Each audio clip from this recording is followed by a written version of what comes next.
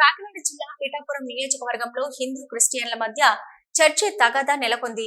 గొల్లప్రోల్లోని 14వ ward పాత నూకల్లమ్మ గుడి వీధిలో హిందూ క్రిస్టియన్లు ఇరు పక్షాల మధ్య వివాదం నెలకొంది. అనుమతి లేకుండా చర్చి నిర్వహించి ఇబ్బంది కలిగిస్తున్నారంటూ గ్రామ ప్రజలు ఆందోళన చేపట్టారు.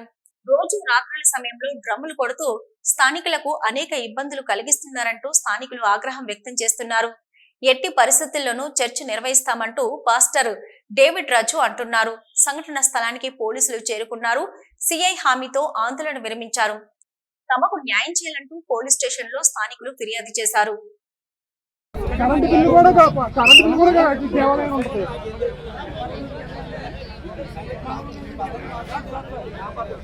ఎవరిదన్నా చట్టం చట్టం అండి సార్. ఒకటి మీరు పర్మిషన్ ఇచ్చి పెట్టుకోండి.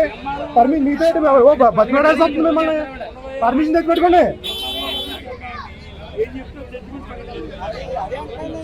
అప్పుడు వరకు పెట్టని చెప్పి రాసిమ్మనండి.